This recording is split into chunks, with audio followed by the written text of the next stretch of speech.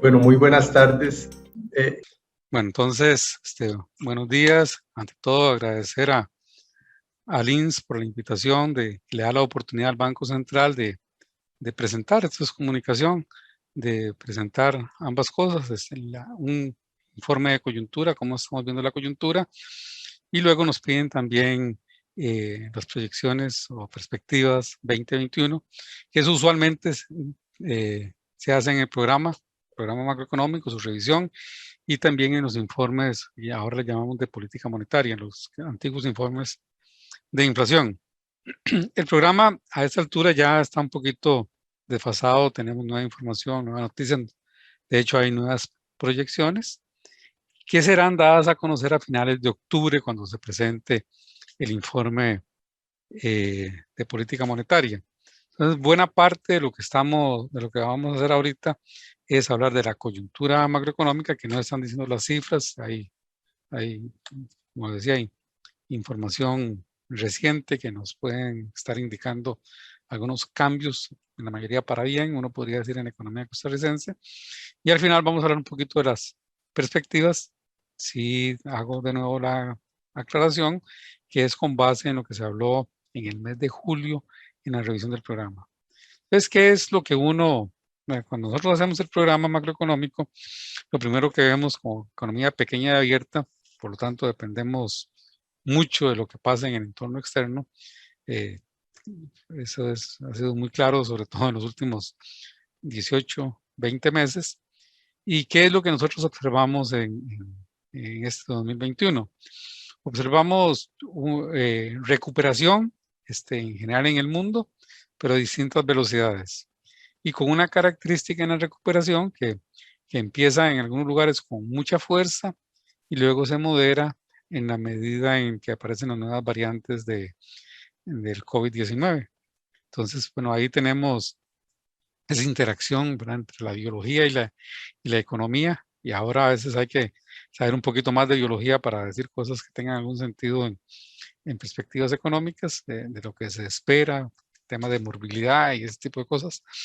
Entonces lo que observamos es que empieza con mucha fuerza en los Estados Unidos la recuperación, y otros países la siguen, la zona del euro, Japón, por ahora países industrializados, y en el mundo emergente, particularmente en América Latina, vemos también que hay una recuperación, a veces a finales del año pasado, a principios de este año, pero luego tiende a moderarse. Tiende a moderarse, por lo que se dio de alguna forma es como una especie de competencia de carrera que iba más rápido, los programas de vacunación, si la primera, la segunda dosis, o la propagación de la versión beta del COVID, de la variante beta de COVID-19, que parece que es en términos de transmisión se transmite más rápido, es más agresiva, ¿verdad? Y entonces, por eso observamos, ¿verdad?, cuando vemos las distintas olas, igual aquí que en Costa Rica lo vimos, de las distintas olas en los distintos países, en general, lo que vimos es, lo que estamos viendo en este momento es que vamos saliendo, ¿verdad?, de los casos tienden, tal vez en el caso del Reino Unido todavía se han mantenido alto, pero en los demás países, a pesar de las nuevas infecciones, los casos son mucho menores. ¿Y cuál es el problema de esto? El problema de esto básicamente tiene que ver con lo que nosotros denominamos la incertidumbre. Porque la incertidumbre, aquí es un congreso que va a estar muy enfocado a los temas de riesgo. La diferencia entre riesgo e incertidumbre es que con el riesgo ustedes miden la variabilidad, tienen distintas medidas de variabilidad, pero la incertidumbre, estamos hablando de otros órdenes de magnitud, simplemente no hay una medición adecuada. Y lo que encontramos nosotros es que la incertidumbre lo que tiende a hacer a los agentes económicos es que los paraliza. Ahí, cuando es tan alta la incertidumbre, entonces se posponen decisiones de consumo, de ahorro, muy importante, de inversión. Entonces ahí es el problema que hemos tenido, que ha vivido la humanidad, es lidiar esta pandemia en sí con los problemas propios de salud y desde el punto de vista económico, la incertidumbre, ¿verdad? Que pospone a veces, eso es como un subproducto de lo que ha ido ocurriendo con la enfermedad, que los seres humanos así actuamos, ¿verdad? Somos en general, lo que se dice aversos al riesgo, y eso nos detiene en las decisiones. Entonces, eso también lo observamos ya como un indicador económico. Hay lo que llaman los índices de los gerentes de compra que realiza, que le damos seguimiento a nosotros. Entonces, la medición es muy simple. Por debajo de 50 significa contracción, por arriba de 50 es optimismo, es expansión. Y lo que vemos es esa moderación de la que hablé hace un momento, la que empezó con mucha fuerza por arriba de 50. En algunos casos, vienen en algunas economías desde el año pasado, pero y enero y todavía febrero, la primera parte del año muy fuerte, pero luego decae la velocidad de recuperación, y vemos todavía, por ejemplo, en el caso de las economías emergentes, que está más en terreno pesimista que optimista, no llega al valor, a los 50 puntos. Y cuando vemos algunas economías en particular, vemos el caso dramático de los Estados Unidos, que empieza con mucha fuerza, se modera, sigue estando por arriba de 50, lo que implica expansión, pero en el caso de China, ojo con eso, ¿verdad? Con China por debajo de 50. Entonces es un mensaje mixto. A la recuperación en general sí se da, es el movimiento dominante, pero vemos dudas en el mundo en cuanto a la velocidad de esa recuperación, y eso es lo que reflejan las curvas, ¿verdad? Inician con una fuerza, luego moderan, y hay algún elemento usualmente que tiene que ver no exactamente con economía, pero sí con temas de salud, de restricciones, que terminan afectando la economía al final de cuentas. Pues, y eso nos ha llevado también a un comportamiento un tanto volátil, diríamos nosotros, en algunos productos internacionales. Eso es particularmente importante en Costa Rica, porque nosotros somos importadores netos de todo esto, de granos, metales, combustibles, y afecta nuestros términos de intercambio. Entonces, lo que puede estar muy bien para los países exportadores de metales o de combustibles, no es tan bueno para Costa Rica. Y lo que observamos es un comportamiento similar, ¿verdad? Hay una rápida recuperación de los precios empujados por la demanda. Hay un elemento adicional que tiene que ver con los costos de transporte marítimo, si hay tiempo hablamos de eso, pero vemos esos incrementos y luego la moderación. Siguen en el neto, ¿verdad? Es un efecto para Costa Rica, un efecto negativo de los términos de intercambio. Entonces, y aquí la otra cosa que quiero destacar, varias partes de la presentación va a tener esto, lo que llamamos los efectos base. Estamos haciendo comparaciones, cuando hacemos las comparaciones a partir de abril, mayo, junio, ¿verdad? Ese segundo trimestre del 2020 con 2021, en algunos casos vemos tasas de crecimiento muy altas. Entonces, en algunos casos hay que tener en cuenta que parte de eso es porque hubo una gran caída hace 12, 18 meses, dependiendo de cuándo lo estamos midiendo, y entonces los incrementos de las tasas de variación es apenas lo que sería recuperando, llegando a algo que es, digamos, uno podría pensar su nivel normal, pero sale con una alta tasa de crecimiento, y eso lo que está reflejando es el parte de lo que se llama el efecto base por la caída, por la depresión del año pasado. Entonces, lo que estamos observando nosotros son esos incrementos en las materias primas que se está transmitiendo a distintas velocidades en algunos países en los precios al consumidor.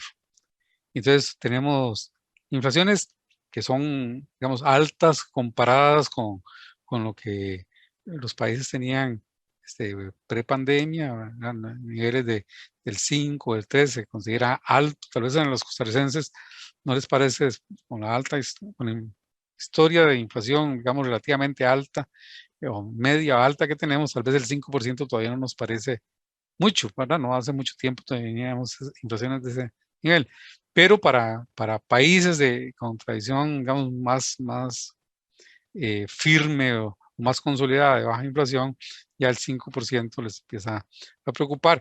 Y lo otro que ocurre es que en buena parte de los países la inflación está alrededor del 2%, los metas de inflación están en el 2%, y en buena parte de estos países la inflación se está yendo por arriba del 2, al 3%. Tienen una tolerancia, pero sí hay una preocupación. Y cuando lo que vemos lo que pasa en las economías emergentes, vemos una historia igual, ¿verdad? Una inflación que tiende a crecer en buena parte de los países, no en todos, pero en la mayoría de ellos. Y tenemos casos como el de Turquía, con una inflación de casi el 20%, o el caso de Brasil, con una inflación del 10%. Chile, también con una inflación, ya que se va acercando al 5, 6, ¿verdad? Por ciento. Chile, que tenía una larga tradición, tal vez en América Latina el país de más larga tradición, con una inflación controlada. Entonces aquí hay algo que para ustedes, algunos que están en los mercados, parte de la audiencia, que algo está por verse. Todavía se insiste en que estos efectos son transitorios y que la reacción de política monetaria debe ser prudente, ¿verdad? No irse a subir tasas de interés o a retirar los estímulos, pero en la pura verdad es que no sabemos en este momento. Y claro, venimos diciendo que es transitorio desde hace 6 meses, ya medio año. Uno podría decir que en esta vida todo es transitorio, ¿verdad? Depende de su definición de transitorio. Pero bueno, lo que sabemos es que las declaraciones de muchos de los oficiales de autoridades de los principales bancos centrales del mundo y los mercados, en alguna medida, todavía ven este fenómeno como transitorio. Y claro, como hay una visión distinta entre el mundo desarrollado y las economías emergentes, los niveles de inflación también son distintos. Nosotros observamos que en las economías desarrolladas, la tasa de política monetaria, su instrumento de política con el cual controla la demanda agregada, al final de cuentas, lo han mantenido en los niveles que lo tuvieron durante lo más fuerte de la pandemia. O sea, no han reaccionado. Hay declaraciones que van a empezar a retirar el estímulo, que están pensando, etcétera. Pero algunos bancos más bien confirman que van a mantener esto bien avanzado el 2022, etcétera. No así en esta muestra que tenemos de bancos latinoamericanos.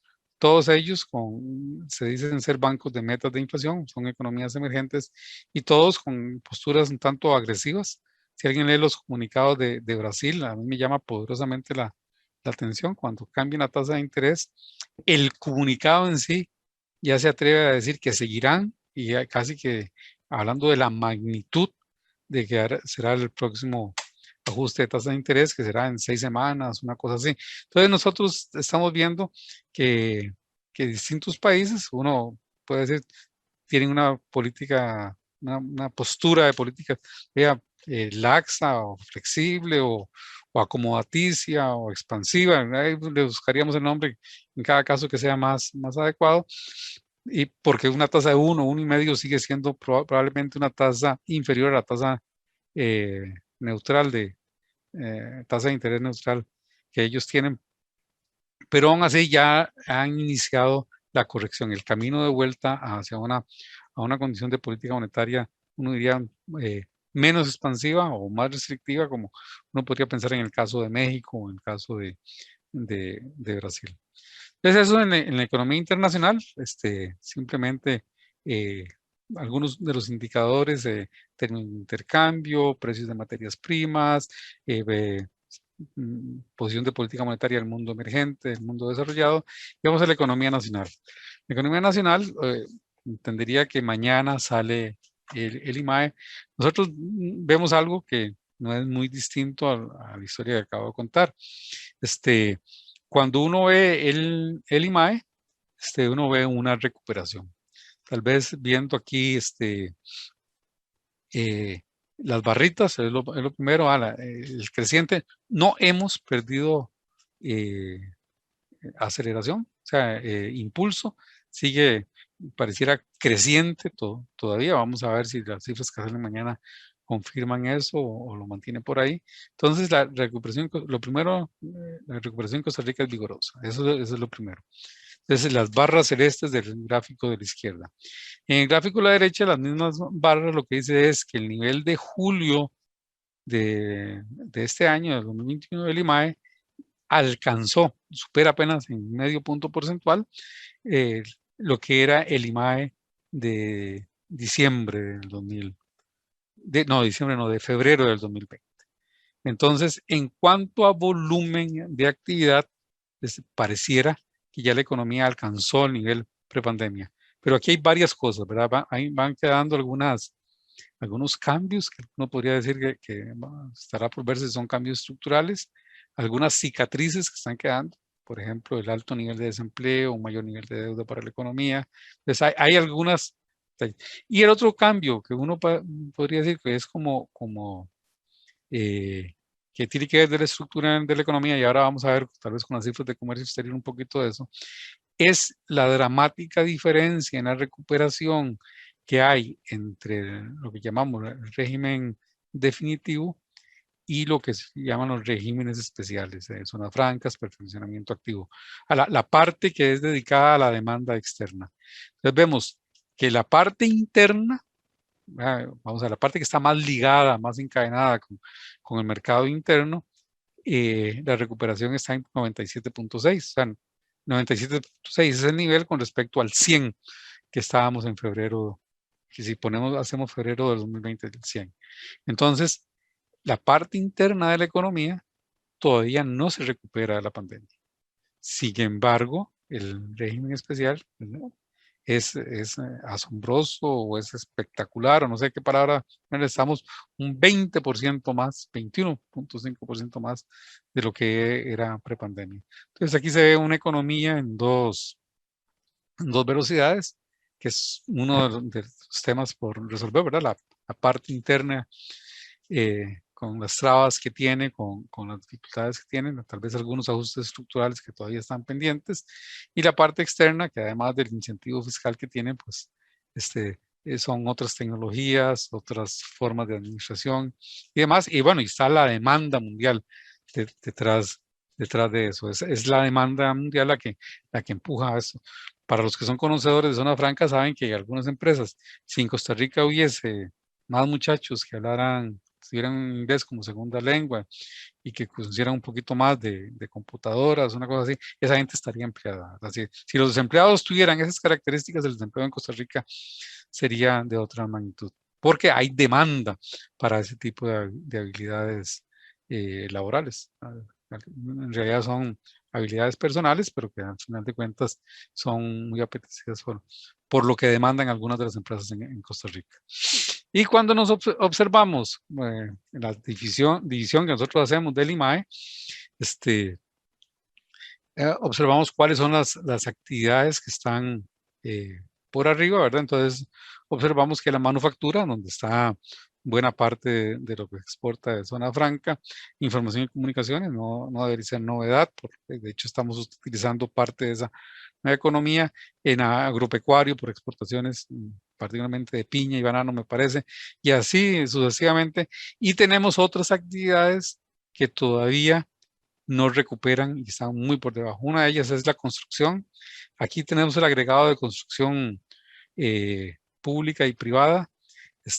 En construcción pública, los que conocen el contexto costarricense, pues probablemente vamos a ver una actividad de construcción estancada por un tiempo más, dado los problemas administrativos en el control de estas obras.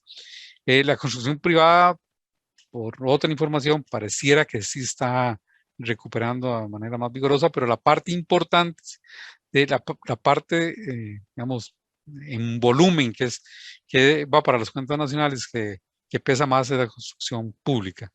Y el otro es el hoteles y restaurantes, los que muchos de ustedes, los que están aquí, probablemente conocen de lo justificado que han dicho el turismo, ¿verdad? Que ellos todavía no se han recuperado, que están muy por debajo de los niveles prepandemia y que sus niveles de gastos en algunos casos no se redujeron tanto, ¿verdad? Como se han reducido sus ingresos.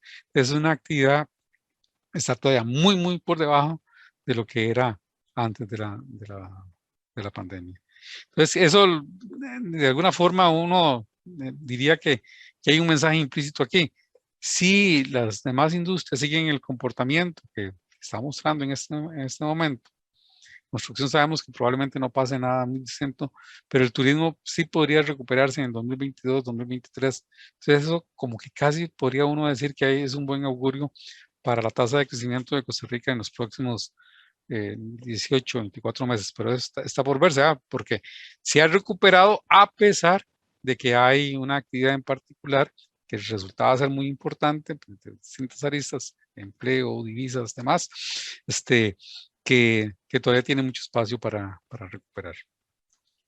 Entonces, ¿qué nos dicen esas cifras con lo que nos dice la gente? Una cosa es lo que nos dice la gente, otra cosa, bueno, las distintas encuestas que ya sean de la Universidad de Costa Rica para consumidores o productores, una particular que hace el banco cuando hace sus mediciones por actividad económica, se llama índice de confianza del agente económico. Aquí lo que hay que destacar, más que el nivel, es la tendencia. En todos los casos, se ve que en la última medición hay una mejora en las perspectivas, como una mayor confianza, independientemente de si sea empresario o sea simplemente respondiendo como consumidor. Y en dos de los casos, vemos que están siguiendo la analogía del 50%, del 50 puntos, ¿verdad? Hay dos encuestas, una de la universidad y otra del banco, donde se ubica en nivel de optimismo. La de la UCAEP, punto neutral, está en 5, ¿verdad? En ese 5, no 50, está en 5, lo que dice el 5 es está exactamente en el punto de indiferencia entre optimismo y pesimismo, pero la tendencia viene mejorando. Vean la trayectoria. Entonces, sí hay una mejor percepción en general, podríamos decir, de los agentes económicos sobre el futuro de la economía. ¿Y por qué es importante? Porque eso lo que hace es que nos reduce la incertidumbre. ¿Y por qué era importante reducir la incertidumbre? Porque permite la actuación del agente económico en sus actividades, ya dijimos, consumo, ahorro, inversión y demás. Algo, digamos, esto hay que tener mucho cuidado cuando lo dice por no ser insensitivo. Eh, Vemos una mejora en las cifras de empleo. La última medición de la encuesta continua de empleo del INEC, ¿verdad? De momentos que estuvimos bueno, estuvimos en algún momento en 26, ¿verdad? No, 24, perdón, es el desempleo y estamos en 16.4 con unos altibajos muy probablemente relacionados con esa incertidumbre, las medidas que se tomaron, sobre todo en los primeros 6 meses en Costa Rica. Y entonces vemos que sí hay una reducción del desempleo, una reducción del subempleo, un aumento en la tasa de participación, una ligera reducción en la tasa de inactividad. O sea, todos son indicadores positivos en ese sentido. Nada más que tener cuidado es que todavía una tasa de desempleo del 16.4 es altísima, es probablemente como 4 veces más, algunos dirían que 3 veces más tal vez, de lo que sería una tasa natural de desempleo para Costa Rica. Entonces sigue siendo todavía uno de los retos importantes de este país de cómo reducir el desempleo. Entonces, esa es la noticia, la pieza de información relevante aquí es que viene reduciendo, se viene mejorando el desempleo o mejorando la situación de empleo, pero que lo hacen muy despacio. Lo hacen muy despacio, más despacio que la actividad económica. Y eso es una regularidad que ocurre no solo en Costa Rica, sino en muchas partes del mundo. Primero se crece y luego se ve en los indicadores de empleo. Eso ocurre en muchas partes. Y en Costa Rica, muy probablemente lo que ocurra es en la tasa de subempleo, ¿verdad? Que tienen trabajadores temporales o gente trabajando tal vez no en lo que la persona desea, etcétera. Y luego cuando la actividad ya se consolida, entonces esos trabajadores temporales algunos de ellos pasan a ser permanentes o los turnos de trabajo, ya lo que antes era una excepción, trabajar 8 o 10 horas, ahora se convierte en algo más regular, entonces eso también hace que la tasa de subempleo caiga. Cuando vemos el comercio exterior, bueno, hay que tener, aquí está en tendencia ciclo, hay que tener mucho cuidado con estas cifras por lo que revelan. Uno es que vemos tasas altísimas, tanto de exportaciones como de importaciones. Pero si ustedes observan, ¿verdad? Eso los picos es alrededor de mediados de año del 2021 y eso coincide precisamente con los peores momentos de un año atrás. Entonces aquí parte del crecimiento, hay que tener mucho cuidado, parte del crecimiento es el efecto base en las exportaciones. Las fronteras estuvieron cerradas, no se exportaba y ahora con poquito que exporte la tasa puede ser más alta. Pero no solamente eso es cierto, si viéramos los niveles absolutos, ciertamente si hay una recuperación en el volumen efectivo de exportación en Costa Rica por lo que dijimos de las zonas francas. Cuando vemos las importaciones, aquí hay dos efectos. Son importaciones nominales, está el efecto de las importaciones por lo que dijimos, la base de comparación, ¿verdad? Nos estamos comparando todavía en estos meses con meses de muy baja actividad en las importaciones, los que saben de vehículos y eso, o de algunos otros tipos de importaciones digamos, de relativo alto valor, saben que eso estuvo muy lento en el 2020. Y parte de lo que estamos viendo es la recuperación, pero siguen siendo tasas muy altas. Y lo otro es que en parte de las importaciones, pues tenemos los combustibles, lo que dijimos muy al principio de los términos de intercambio, entonces nosotros ahí también tenemos un asunto que tenemos que ponerle cuidado, de que parte de lo que está reflejando esta cifra nominal es el incremento en precios. Sin embargo, sí les puedo decir que en el neto, hechos esas correcciones, sí hay un crecimiento de la actividad comercial de nuestra inclusión con el resto del mundo en ambos, en exportaciones e importaciones, en volumen, algo que efectivamente está ocurriendo. Algo muy interesante es en la última, esa la dejé para mostrar la de bienes de capital. Cuando se abren las importaciones, ¿qué es lo que está creciendo? Si son los bienes de consumo, son los insumos que es la roja o los bienes de capital. Vemos que los tres, pero la que más y la que menos crece es la de bienes de capital. Sin embargo, observen que bienes de capital durante la pandemia no baja, sino crece. Y eso fue algo que nos sorprendió el año pasado cuando los compañeros empezaron a ver las cifras de importaciones, vimos que algo se movía y entonces cuando vimos que empezamos a ver que eran los bienes de capital. Alguna gente creyó inclusive, ¿ya será que están trayendo los vagones del nuevo tren? ¿Qué será el asunto?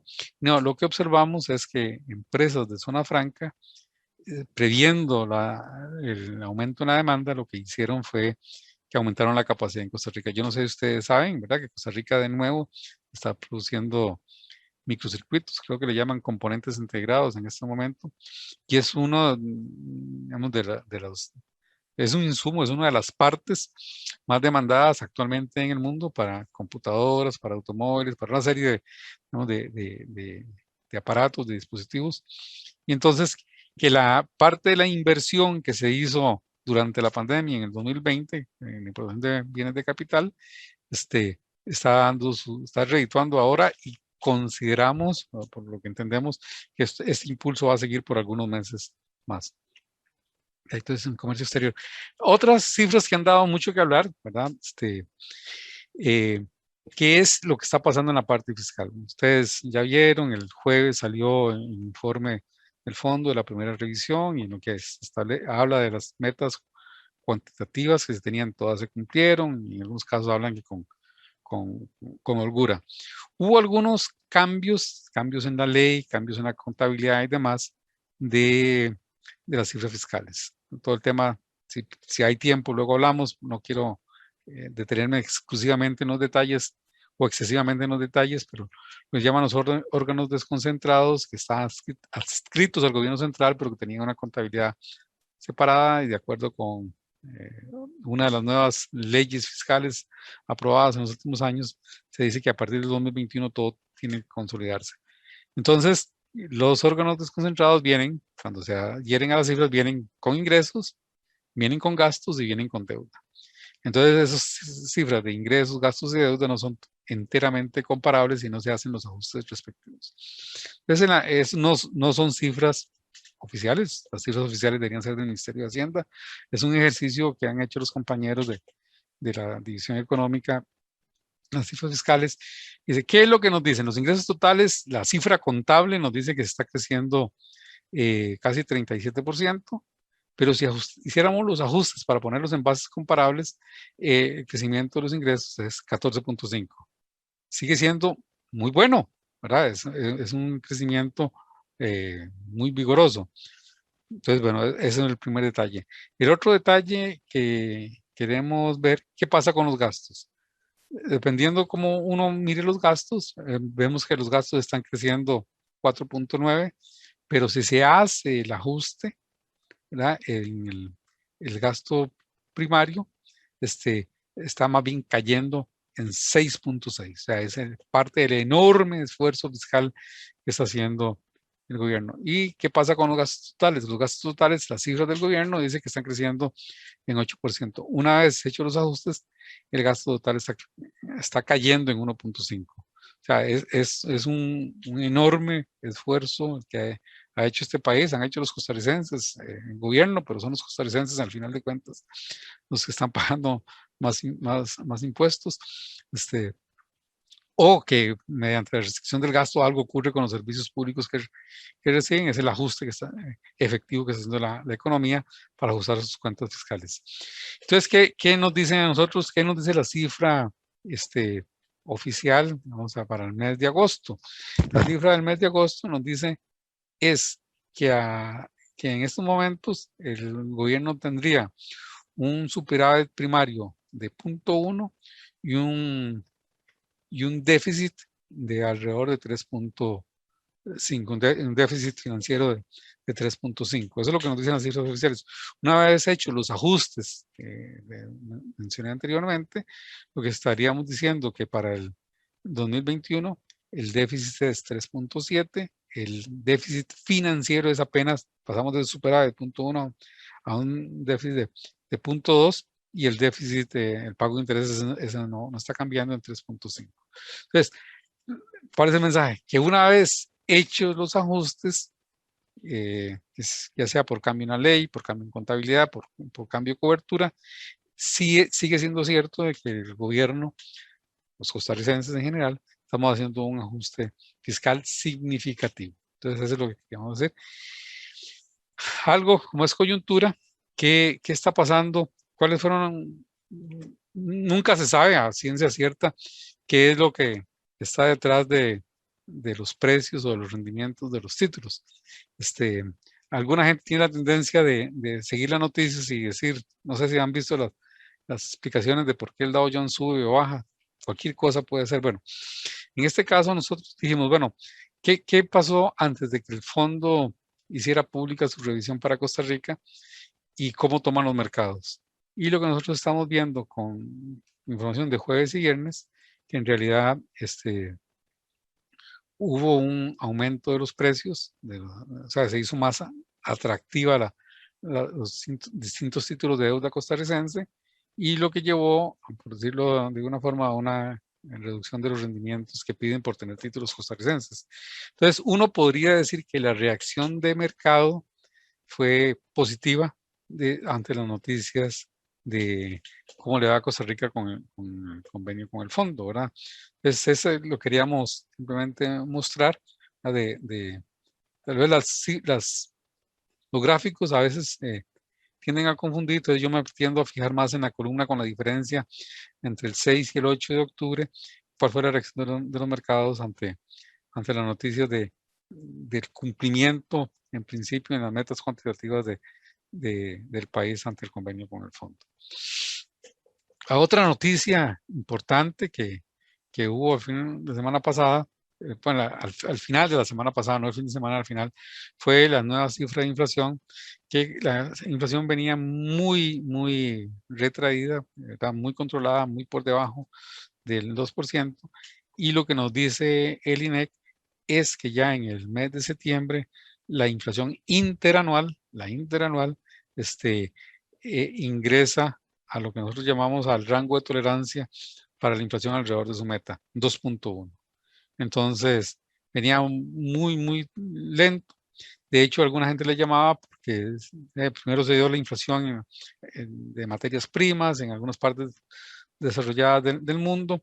En América Latina ya vimos, ¿verdad? En algunos casos, y que en Costa Rica pues todavía no se veía mayor efecto. Bueno, ya las cifras del mes de septiembre están reflejando, no nos pongamos alarmistas, ¿verdad? Están reflejando ya una reacción en la inflación doméstica a todos estos choques que tenemos, choques de término de intercambio, ya dijimos de los combustibles, el mismo tipo de cambio como economía altamente abierta, pues obviamente lo que pasa con el tipo de cambio es importante. Sin embargo, nosotros no habíamos visto en el IPC, pero sí lo habíamos visto en otros tipos de bienes, en otros indicadores. Aquí, bueno, está en el caso de los regulados, donde los combustibles pesan, pero en los bienes al productor. Al productor, la inflación que se refleja en otras partes del mundo es similar a la que se refleja en Costa Rica, e igual a lo que ocurre en Costa Rica, en otras partes del mundo, eso, bueno, en otras, no en todas, es que la transmisión de precios al productor, al consumidor, ha estado, digamos, atenuada, no se ha dado con la fortaleza que, uno pensaría o que se pudo haber dado en otras épocas. Alguna gente, la hipótesis de esto es que, bueno, que dado la brecha de producto negativo, dado el alto nivel de desempleo, la capacidad de pasar los precios, del efecto traspaso de costos a precios al consumidor se ha reducido, entonces que algunos comercios han tenido que reducir sus márgenes de comercio. ¿Hay alguna evidencia? Es como una hipótesis sobre la cual estamos trabajando y revisando las cifras. Es lo que les decía, ¿verdad? Observen los precios al productor, casi 20%. ¿Y qué es? Cuando descomponemos el precio del productor, al productor entran muchas cosas, ¿verdad? Algunos, la mayor parte son bienes intermedios, pero hay algunos que son, ustedes bien saben, ¿verdad? Podrían ser bienes de consumo final. Y observamos que en los bienes de consumo final es casi de los que menos crecen, una inflación interanual de 4.3, en los bienes de capital del productor 3.2, pero en los intermedios, ¿verdad? Son los que más, ahí está el precio de la gasolina, tiene definitivamente, y el precio de los metales, de los que se conocen sobre construcción o manufactura, metalmecánica sobre todo, saben que esos precios de los metales han aumentado. Entonces, tenemos como inflación en costos, no necesariamente inflación en precios al consumidor. Y uno dice, ¿eso es exclusivo de Costa Rica? Pues no, ¿verdad? Vemos que algo parecido, no en Estados Unidos se mueven más paralelamente o más juntos precios al productor y al consumidor, pero lo vemos que lo que ocurre en Costa Rica no es distinto a lo que ocurre en la zona del euro, no es distinto a lo que ocurre en China. Vean, el caso en Colombia todavía es más dramático, el caso de Chile todavía mucho más. Entonces, ese traspaso imperfecto, sumamente imperfecto o retardado, porque no sabemos si se va a dar en algún momento, no es un fenómeno exclusivo en Costa Rica, se da en otras partes del mundo. ¿Qué ha ocurrido con las tasas de interés? Tal vez si hay tiempo hablamos un poquito, pues el Banco Central ha mantenido la postura expansiva de política monetaria ya con alrededor de 18 meses de tener la tasa en su mínimo histórico, la tasa de política monetaria 0.75, además de la facilidad crediticia que dio al 0.8 por la mayor parte a 4 años. Esto, digamos, le quitó presión a la liquidez del sistema, y esto con otras medidas anteriores que ya ha tomado el banco desde el 2019 con la reducción del encaje, ha llevado a las tasas de interés las tasas de interés en colones a ir bajando. Entonces las vemos, la tasa básica está en su mínimo histórico, en este momento en 2.8, la tasa de política monetaria también en su mínimo histórico, pero ya tenía año y medio de estar en eso. La tasa pasiva negociada, es saber, de la TPN, son transacciones efectivas, lo que están en los contratos. Todas las semanas revisamos las tasas efectivas, no la que usted dice, sino la que efectivamente queda en los contratos, en los certificados de depósito y demás. también hay una caída de 7.5 en marzo del 19 a 3.6, ¿verdad? Más del 50% de caída en la tasa. Y la tasa activa negociada, esa siempre tiene algunos problemillas para mostrarla. Claramente hay la tendencia, uno ve la tendencia es hacia la reducción, hacia la caída, pero ahí es, como son muchas actividades y son muchos riesgos los que hay, entonces hay que tener mucho cuidado porque uno dice, subió la tasa en una semana en particular. No, no es que necesariamente subió, es que en esa semana en particular hubo más operaciones de consumo con tarjetas, por decirlo así, que transacciones de agricultura o manufactura. Entonces, depende de la composición de los contratos que se den en la semana, de los créditos que se den en la semana, pero lo cierto es, por eso ponemos el cuadrito, es que prácticamente no, en todas, no es una afirmación relativa, en todas las actividades hay una reducción de más de 300 puntos base, 300, 400 puntos base en las tasas de interés activas. Algunas, ¿verdad? Tal vez no tanto, ¿verdad? En el caso de consumo con tarjetas, uno podría entender, ahí está lo de la ley que cambió la ley de la competencia, que cambió el límite máximo de ciertas tasas de interés, pero en el consumo, que es más riesgoso, el colateral es otro, a veces no hay colateral, o en algunos casos, transacciones muy pequeñas, pues el margen de reducción no ha sido tan alto, pero prácticamente ahora sí, en todas las demás actividades vemos una transmisión en la reducción de tasas de interés.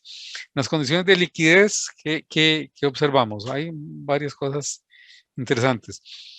Pareciera que los costarricenses, en medio de la incertidumbre que se generó desde inicios del año pasado, entonces algo que es muy normal en el ser humano, la demanda precautoria por dinero. Entonces, no es que sacaron el dinero del país o ese tipo de cosas, sino que lo pusieron en figuras más líquidas, porque nadie sabía cuándo le íbamos a ocupar. Entonces, no me voy a esperar a, si se me vence un depósito, no lo voy a renovar a 9 meses o un año, sino lo voy a renovar a 30 días o a unos 15 días o lo que sea. Entonces, tuvimos un incremento muy alto, vean, en tasas casi del 40%, 37, 38% en el crecimiento de las formas de dinero muy, muy líquidas. Y por otra parte, tuvimos el aumento en la liquidez total. En algún momento llegó a ser como el 12%, pero ya este año, digamos, con la menor incertidumbre, obsérvese que se regresa a niveles muy similares a los niveles prepandemia, las tasas de crecimiento. La riqueza financiera ha seguido creciendo, se han desacelerado la tasa, pero aquí hay varias razones para eso. Parte del proceso secundario de creación de dinero, de depósitos, crédito, etcétera, está lento, porque el crédito del sector privado, ahora vamos a hablar un poquito de ese talento. ¿Qué tenemos con la riqueza financiera? La riqueza financiera total, la riqueza financiera en dólares con respecto a la riqueza financiera total, más o menos se ha mantenido, se redujo un poco a principios del 2020 y durante el 2020 y 2021 se ha mantenido relativamente estable. Pero la parte de la riqueza financiera que daba a los bancos, eso le llamamos liquidez total, la liquidez total en dólares se está incrementando. La proporción. Parte de eso es que el gobierno dejó de captar en dólares, pagó, o sea, vencen las deudas que tienen dólares, paga los dólares que hay en el sistema y van hacia los bancos. Es en parte de eso. Y lo otro que no se puede dejar de reconocer es que uno podría pensar que hay digamos, un desalineamiento de las tasas de interés en colones y en dólares de Costa Rica. Tasas, dadas las expectativas de variación cambiaria, el mensaje que le llega a muchos de los ahorrantes es que es mejor estar en dólares que en colones por la variación esperada del tipo de cambio. Entonces, en la liquidez bancaria vemos una relativa dolarización, que es muy interesante, ahora voy a decir por qué. En la riqueza financiera total vemos estabilidad. ¿Qué está pasando con los bancos? Los bancos están teniendo ingresos de fondos, ¿verdad? Fuentes de captación en dólares, pero no están teniendo demanda de crédito en dólares. El crédito en dólares en términos absolutos en Costa Rica viene bajando como por 20 meses, que es a lo que vamos aquí. Disculpen. Si uno observa las barras celestes, las pequeñas barras celestes, pequeñas actualmente, en algún momento fueron más altas, uno lo que observa es que el crédito se mueve poco, 1.1 el crédito total. Pero esa cifra es, de alguna forma, tapa una realidad, es que tenemos un crédito en colones que se acelera, un crédito, digamos, está teniendo algún vigor. Parte de esto puede ser la facilidad crediticia del Banco Central, los intermediarios financieros, pero la otra cara de la moneda que nos llama la atención y que de alguna forma es algo positivo que ocurra, tiene sus implicaciones de mercado cambiario a corto plazo, pero es positivo que ocurra, es que el crédito en moneda extranjera viene cayendo de manera absoluta.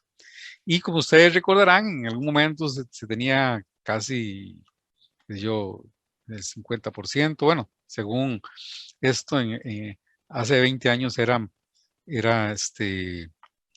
más del 50% del crédito en moneda extranjera.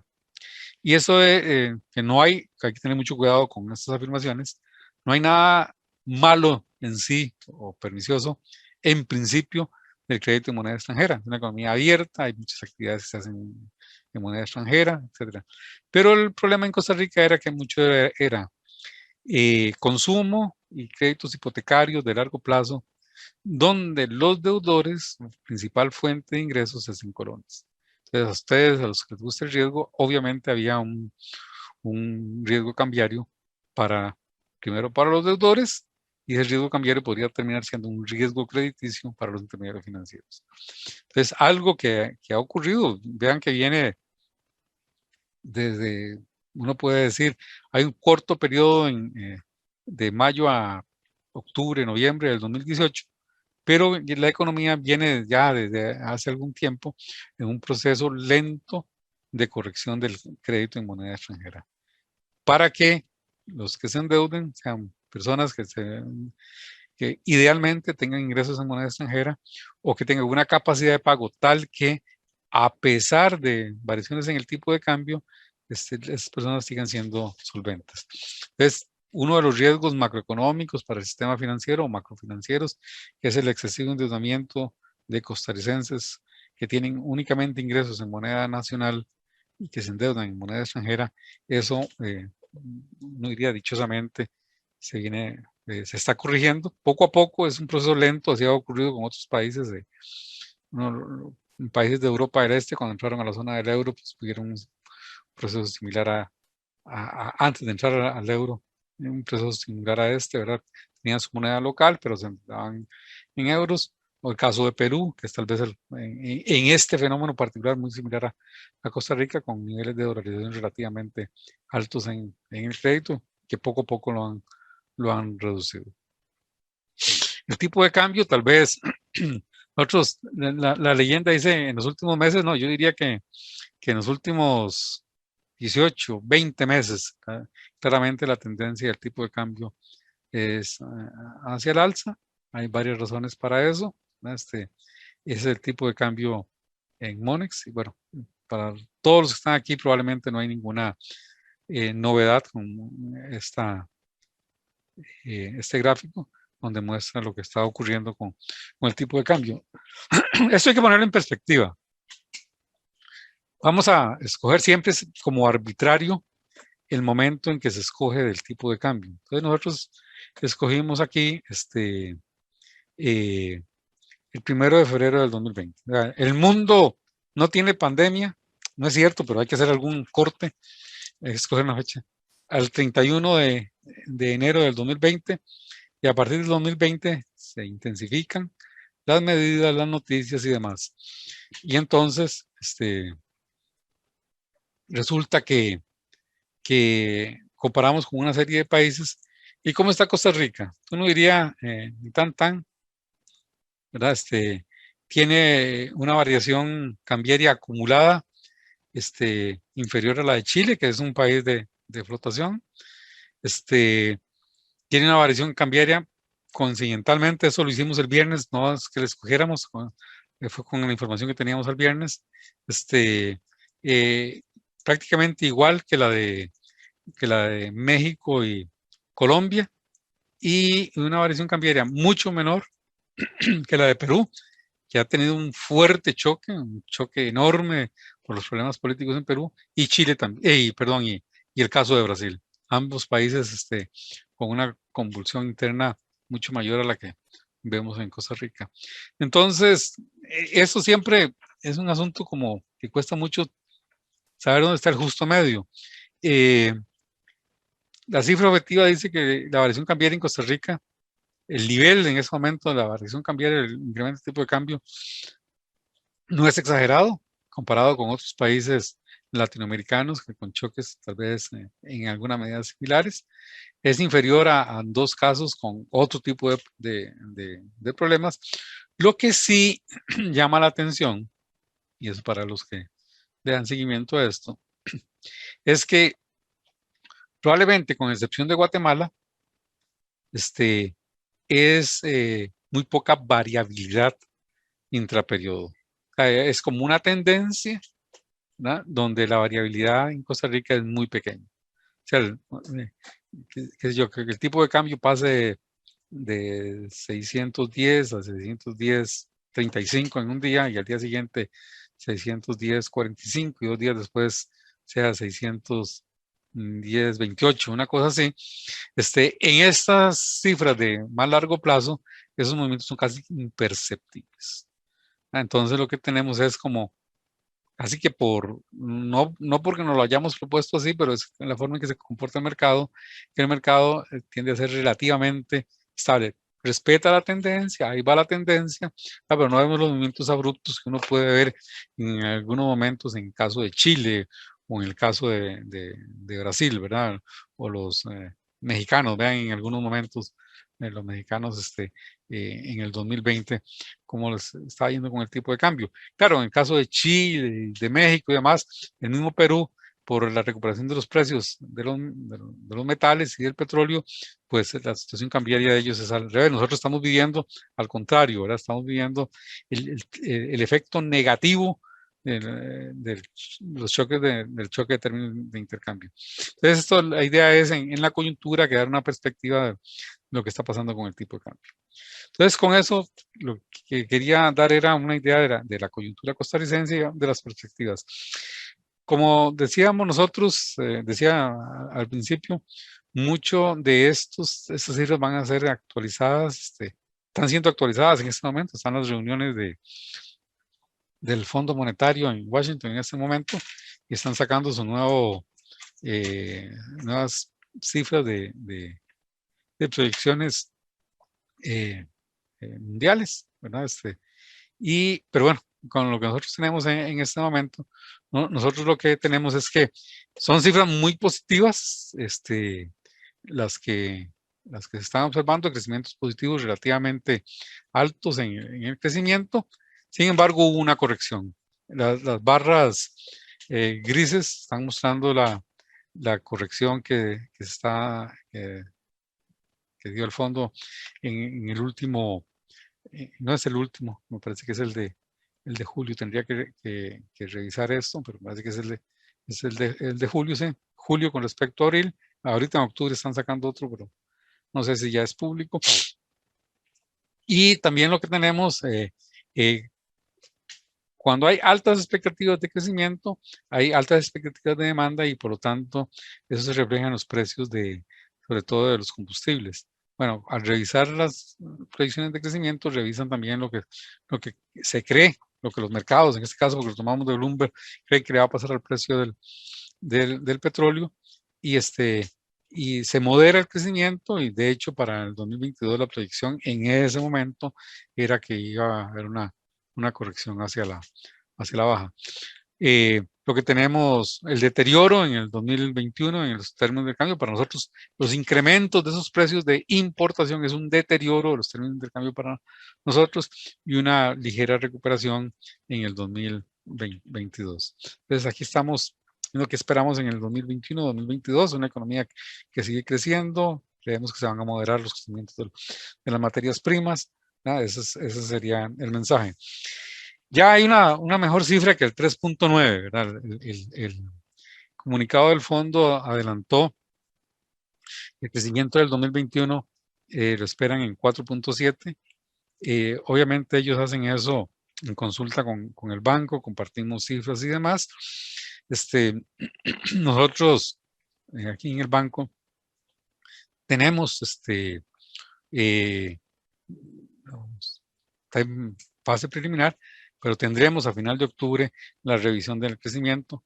Entonces, lo que se dice, ¿verdad? El lugar común en este momento es que la economía está tomando impulso, está acelerando, que la recuperación pareciera ser más vigorosa de lo que el banco y el mismo fondo estimó en su momento.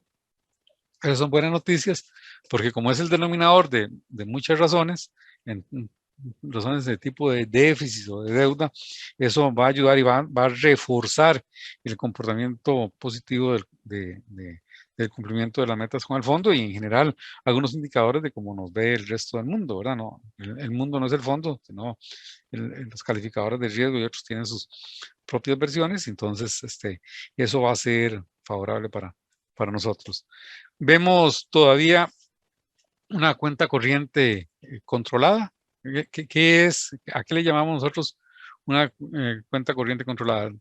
Por lo que está ocurriendo en el comercio exterior, por el choque negativo de términos de intercambio, el déficit de cuenta corriente se espera que sea mayor en el 2021 con respecto al 2020, pero siempre nos fijamos en lo que es el financiamiento de largo plazo. El financiamiento de largo plazo viene por la inversión directa y por los préstamos usualmente multilaterales, multilaterales, de los organismos financieros multilaterales, Banco Mundial, BID, BCE, bueno, varios ahí puedo seguir con la lista.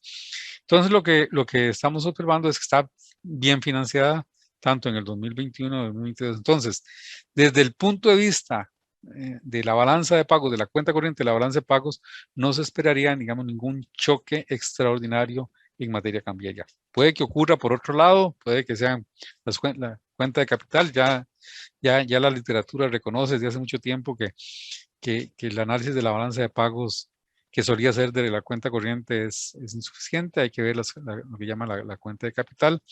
Pero bueno, lo que estamos observando es, bajo los supuestos de financiamiento, los proyectos de ley que hay en asamblea, lo que se ha aprobado y lo que quedaría por aprobar y los desembolsos programados, es que habría financiamiento para déficit de cuenta corriente en estos 2 años, que la posición de reserva sigue siendo, digamos, entre comillas, nosotros lo llamamos adecuada, ¿verdad? Para la economía costarricense. Entonces, que si viene un choque cambiario no es por razones de transacciones de cuenta corriente. En la parte fiscal, probablemente las cifras definitivas, lo que se dice en este momento es que ya estas cifras son muy halagüeñas en el sentido de que el déficit primario habría un ajuste importante, ¿verdad?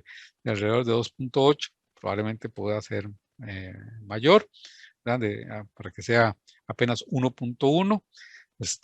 El pago de intereses sigue siendo alto en Costa Rica, dado la forma en que financiamos los déficits de años anteriores, y que para el 2022 se podría esperar un superávit primario, lo cual es muy positivo porque el convenio del fondo hablaba de superávit primario en el 2023, alrededor de 1 punto.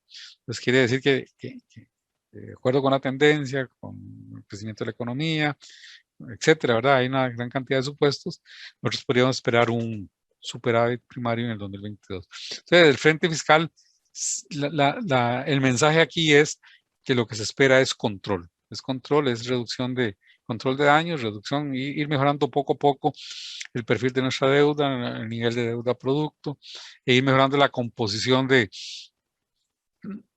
nuestro déficit, ¿verdad? Sigue siendo, alguna gente ha dicho, ¿verdad? Que hasta duele ver que 5 puntos del PIB se dan para pago de intereses, ¿verdad? Cuando el déficit podría ser alto por otro tipo de servicios que se le dé a la colectividad, pero en este caso no, el servicio no se le da, lo que hace es el pago de algo que de alguna forma ya utilizamos. Entonces, tal vez son demasiadas barras. Si yo tuviera que escoger algo, me iría a la barra celeste que dice deuda interna. ¿Por qué es deuda interna? La que dice esa barra celeste, todas son importantes, pero en un resumen, una deuda interna porque me habla de las presiones que se esperan en tasas de interés en los próximos años. Entonces, por el déficit, si bien 7.2 y 6.8 son números significativos porque son del PIB, ¿verdad? Son como proporción de qué significa la cantidad de deuda que el gobierno tiene que ir a colocar en el mercado interno con respecto al PIB. Son números nada especiales, pero son números muy inferiores a lo que usó en el 2020 y 2019. O sea, es otro de los ajustes que se está haciendo. Y buena parte de lo que está ocurriendo con las tasas de interés del gobierno es que el gobierno, al no tener esa necesidad, esa urgencia por financiarse en el mercado local, porque la recaudación ha mejorado, porque tiene recursos digamos, de apoyo presupuestario, entonces que eso le ha permitido al gobierno, alguna gente dice dejar dinero en la mesa, yo no entiendo muy bien esa frase, pero es no asignar a las tasas que le piden. Y poco a poco hemos visto la reducción de tasas de interés, que a su vez le ayuda a rebajar el déficit, sobre todo el déficit primario. Entonces, la buena noticia aquí en esto es que las presiones fiscales sobre tasas de interés parecieran ser menores en el 21-22 de lo que ha sido en el pasado reciente, que incluye el 2020. Bien. En deuda, aquí tal vez el dato más es lo que ocurre en el 2024, perdón, en el 2024, es el punto de inflexión, ¿verdad? La composición de deuda, particularmente entre deuda interna y externa, no preocupa tanto. Costa Rica es un país todavía clasificado como un país de baja deuda externa. Nuestro problema no es como en los 80s o 90s de alta deuda externa, es de alta deuda interna. Entonces, la deuda externa y eso está bien, ¿verdad? Porque los calificadores de riesgo observan eso.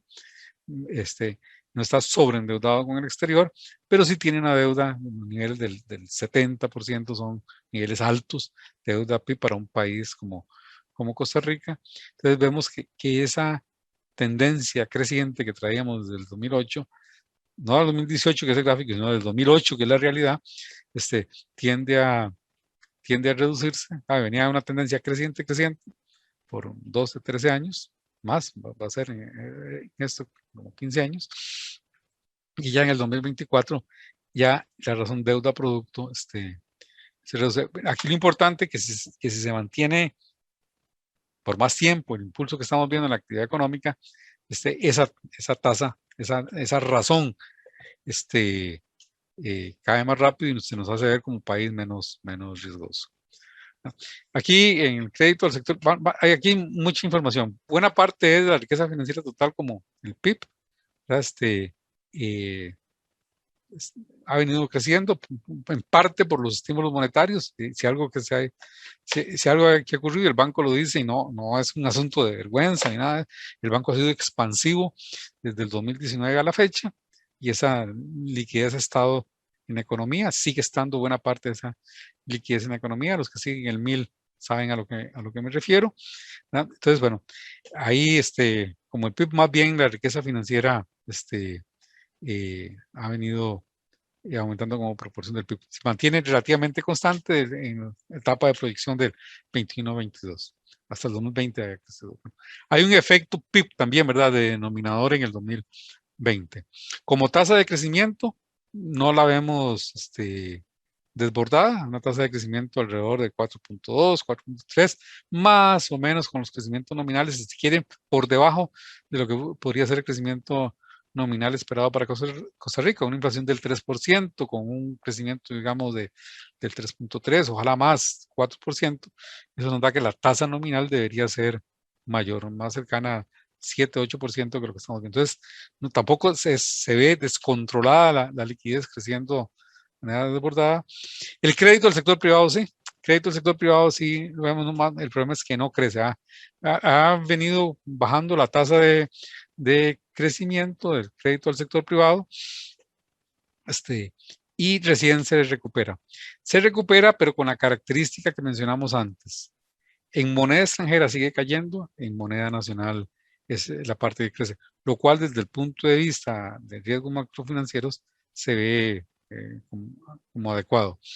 El crédito del sector privado como proporción del PIB es pequeño, si uno lo ve es alrededor de 56, 57%. Otros países tienen, en la misma América Latina, tienen valores mucho mayores que eso. En países desarrollados es más, puede ser hasta el doble de eso. Entonces ahí todavía hay espacio para crecimiento del crédito, pero tiene que crecer la capacidad de pago de los costarricenses, es lo que diríamos. Y finalmente, en riesgos, ¿verdad? Hay los factores que hemos señalado en distintos momentos. Con lo que inicié, ¿verdad? Una economía pequeña y abierta, dependemos de uno de los motores del crecimiento, que es el comercio internacional. Entonces, un menor crecimiento de la economía mundial, menos crecimiento del comercio, y eso nos afectaría negativamente el crecimiento. Algo que he insistido varias veces, el choque negativo en términos de intercambio, ¿verdad? Mayores precios de materias primas y petróleo. Bueno, el petróleo es una materia prima, nos reducen la capacidad de crecimiento. Desde el punto de vista financiero, algo que ha ocurrido en otras oportunidades, no sería la primera vez, por eso lo mencionamos, que es que las condiciones financieras cambien muy rápidamente. Una es porque se retiren los estímulos monetarios y fiscales en las economías desarrolladas y algunas desarrolladas y emergentes. Entonces, eso, incrementos en tasas de interés en el exterior, ya el Banco Central no podría tener la misma postura de política monetaria, podríamos tener problemas de fuga de capitales, en fin.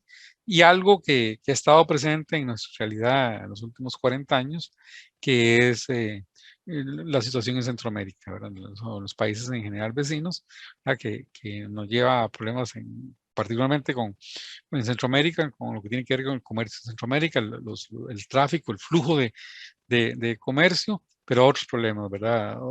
Otras situaciones, no lo pongamos como problemas, pero otras situaciones que hay que atender como la migración y presión sobre algunos servicios sociales.